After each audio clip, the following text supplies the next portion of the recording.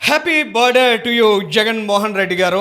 యాదృచ్ఛికమో ఏంటో తెలియదు కానీ జగన్మోహన్ రెడ్డి గారి గురించి ఆలోచిస్తూ ఉంటే ఒక కవిత మైండ్లోకి వచ్చింది. ఒకసారి మీకు అది షేర్ చేసిన తర్వాత సార్కో బర్త్డే స్పెషల్ ఉంది, అది కూడా మనం డిస్కస్ చేసే ప్రయత్నం చేద్దాం.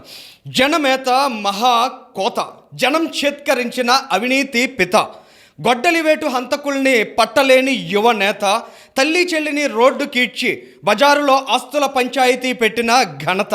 ఆయన పేరు వింటే చాలు గుండెల్లో రైలు కూత, అవసరమైతే బీహార్ పోయి బతుకుతాం అనేంత భయానక కలత. అవినీతికి బ్రాండ్ అంబాసిడర్, ప్రజల సొమ్ము దోచేయడంలో సూపర్ స్టార్. ఆయన ఎవరు, ఇంకెవరు నాకైతే తెలీదు.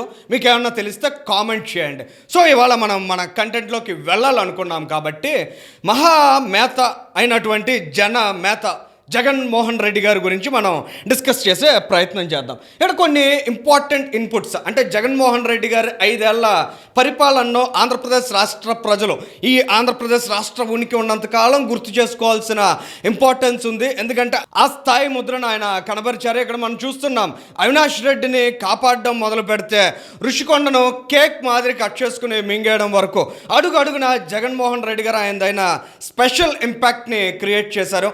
ఇక్కడ స్పెషల్ అంటే ఆయన స్పెషల్ పరిపాలన గురించి కూడా ప్రత్యేకంగా చెప్పుకోవాలండి. ఈ SPECIAL ఒకసారి మనం డిఫైన్ చేసినట్లయితే జగన్మోహన్ రెడ్డి గారి పరిపాలన ఎంత స్పెషల్ అని మనం తెలుసుకోవచ్చు. ఎస్ అంటే ఆయన దృష్టిలో శాండ్. ఎందుకంటే భార్యకు బర్త్డే గిఫ్ట్గా బురిలంక ఇసుక ర్యాంపుని కట్టబెట్టారనేటువంటి ఆరోపణలు ఉన్నాయి. మరి అవి ఎంతవరకు నిజమనేది కూటమి ప్రభుత్వం తేలుస్తుందో తేల్చకుండా విడిచిపెడుతుందో మనకు తెలియదు. కానీ ఎస్ అంటే శాండ్, పి అంటే పోర్ట్స్, అంటే పోర్ట్లను కూడా దొబ్బేయచ్చు అనే ఆలోచన ఇప్పటి వరకు ఏ ముఖ్యమంత్రికి వచ్చి ఉండదు, బహుశా జగన్మోహన్ రెడ్డి గారికి తప్ప. ఇక ఈ అంటే ఎనర్జీ, మొన్న మనం విన్నాం కదా, సోలార్ ఎనర్జీకి సంబంధించి జగన్మోహన్ రెడ్డి గారు 1750 కోట్ల రూపాయల ముడుపులు పుచ్చుకున్నారని, దాని మీద చాలా ట్యాక్ట్ఫుల్గా ఆయన డైవర్షన్ పాలిటిక్స్ చేస్తూ వెళ్తున్నారు. ఇక సి అంటే కరప్షన్లో ఆయన్ను మించిన వాళ్ళు ఇంకెవరు లేరనేది 2009కి ముందు చూసాం, ఇవాళ 2024 తర్వాత కూడా మాట్లాడుకుంటున్నాం.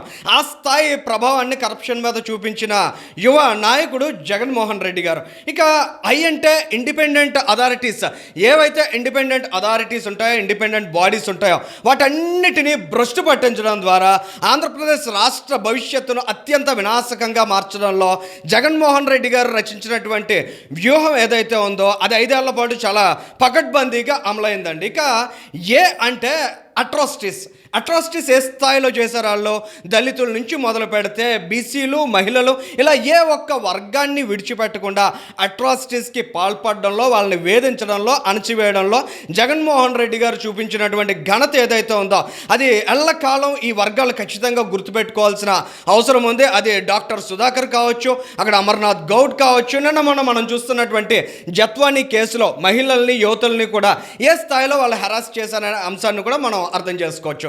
ఇక last but not least L అని ఒక్క ఎల్ చెప్పే కంటే కూడా L2 అనాలి. ఎందుకంటే ఈ L2లో ల్యాండ్ అండ్ లిక్కర్, ల్యాండ్ ఎంత ప్రయారిటీయో లిక్కర్ కూడా అంతే ప్రయారిటీ జగన్ రెడ్డి గారికి.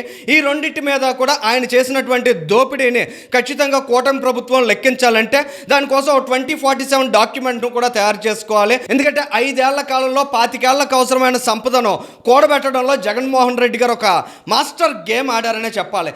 ఈ స్థాయి మహామేత, ఈ స్థాయి జన మేత ఎవరన్నా ఉన్నారా అనే విషయాన్ని మనం ఖచ్చితంగా ఆలోచించుకోవాల్సిన అవసరం ఉంది. ఎందుకంటే పేదల గూడు కానించి సముద్ర రవాణా చేసే పోర్ట్ల వరకు ఏది విడిచిపెట్టకుండా మింగేయాలి అనే ఆలోచన జగన్మోహన్ రెడ్డి గారు 5 ఏళ్ల కాలం చేశారు.